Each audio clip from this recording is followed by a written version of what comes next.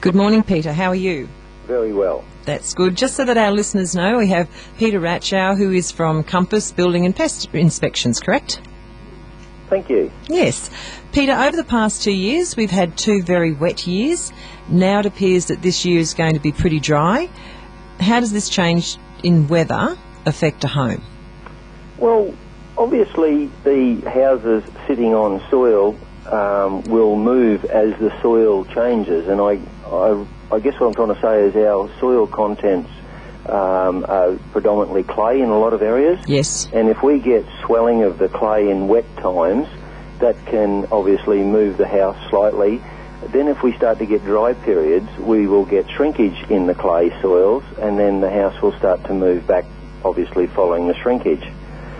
So we need to monitor that shrinkage of the soil around the property, because this seasonal swelling can, for example, in the seasonal shrinkage we might be talking now in the dry periods, you may get your downpipes becoming disconnected at ground level. Yes. And then we get, a sharp shower of rain or rain for a couple of days, and then we might get an excess water in that area, but the remainder of the perimeter of the building is dry. So then I guess we can get an effect then that part of the building wants to sink and part of the building doesn't want to, and then that's where we get the cracking. Yes, so it's something we have to keep an eye to. Well, we do. We just want to monitor what's going on. We don't want water ponding up against the house from maybe a shrinkage in the dry, creating like a low spot around the home. Mm-hmm. So, yeah, very important just to keep an eye on the ground levels and make sure that we've got good surface drainage and no water sitting around the house. All right then, so over the past 10 years or so, I know with real estate we've seen so many changes in how homes are built. Yep. Control joints are now mandatory in the building of new homes. Can you explain to our listeners what these actually are and why they were introduced? All right, I think that they were mainly introduced because most of the homes built today have a lot of masonry products in them, being concrete, even your tiles, your brickwork, clay-based masonry products, and obviously they all move. They can grow in wet weather, they can shrink in dry weather. Cold and heat also allows them to move. So what we're really trying to do by putting these expansion joints, control joints or articulation joints, what we're trying to do is say to the building, we understand you're going to move, and over this distance this particular product may move so much, so we'll put a joint in here that has a flexible sealant in it or a flexible joint so that it can grow and it can move, and therefore it's not going to cause nuisance cracking somewhere where we don't want it to be. Excellent. Many homes these days are built on what they call the floating slabs. Again, in my opinion, or I believe, that was done to help reduce cracking. In your opinion, do you believe that they are effective, or does the traditional concrete slabs have other benefits over the floating slabs? Is there a better or worse, or...? Well, I think it's just a case of moving with the times a bit. I'd like to think that we're always in the building industry trying to improve the structure of our buildings, obviously to be structurally sound, but be cost effective too. Mm-hmm. And what I have noticed in the last 10, 20 years, whatever, we're starting to build estates on areas such as reclaimed land. Yes. Now, that could be canal sites, that could be filled areas, mm-hmm. and therefore they are going to be susceptible to probably a bit more movement than our solid ground that hasn't been touched.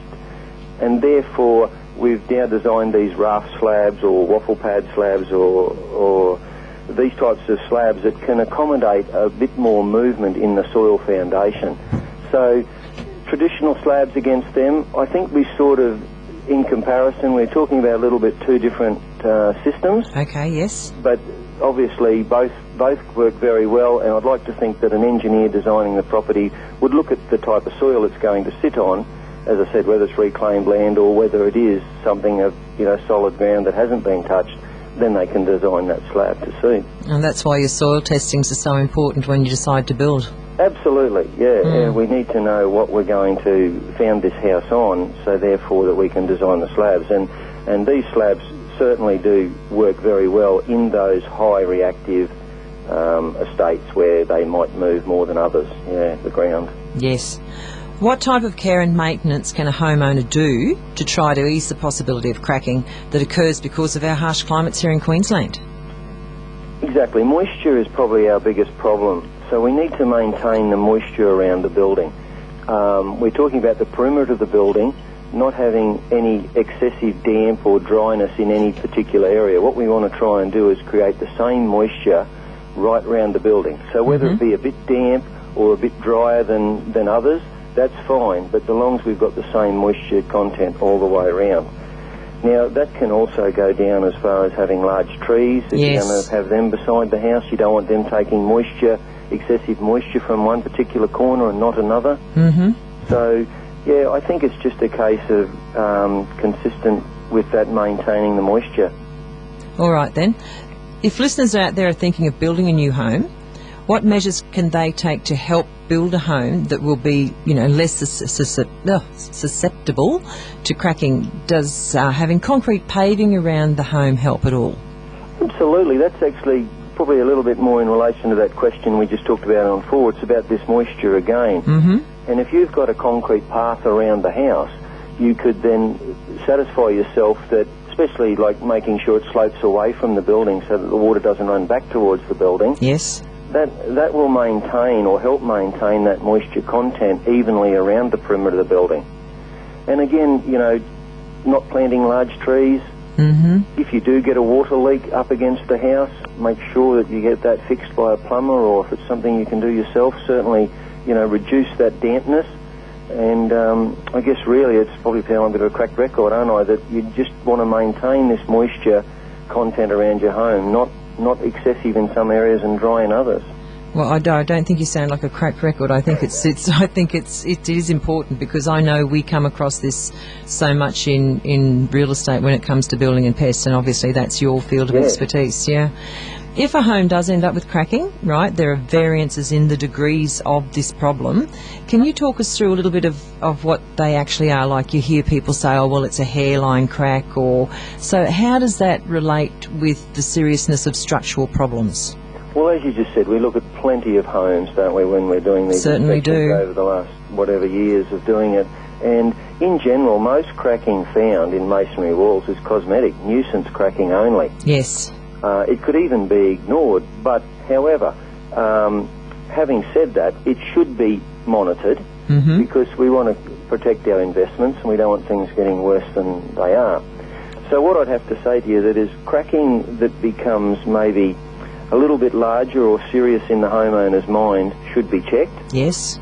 Generally, I start to worry about the cracking when it becomes, I guess, out of level. Like, not so much that the crackings come apart, but when the two surfaces move away out of level. Yes. That can sometimes indicate that something is a bit serious. And I think really the best advice then is that we would get a structural engineer in, maybe another soil test. Yes. And we might have to do some sort of more exploratory or further investigation on why this is happening.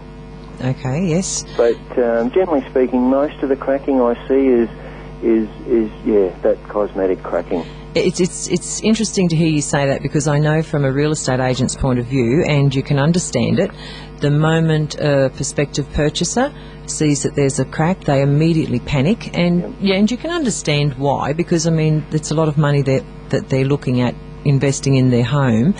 But I think, and that's why myself as an agent, I always try to encourage the purchaser to be there when a building and pest inspection is being done, because if they do see that cracking, they can talk immediately to you and you can explain it to them, because they are paying you for your service, and you can give them that experience, and you can say, well, look, maybe you need a structural engineer or so forth. But I just think it's so important for the purchaser to be there when the building and pest inspection's done.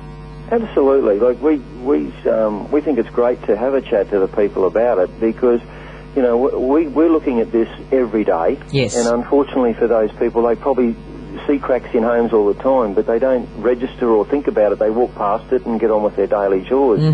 But for us, we're looking at them all the time, and as I said, most of what we find is a cosmetic crack, and can be ignored because it really doesn't show that anything is majorly wrong with the building. It might be that some of these control joints haven't been put in the right place.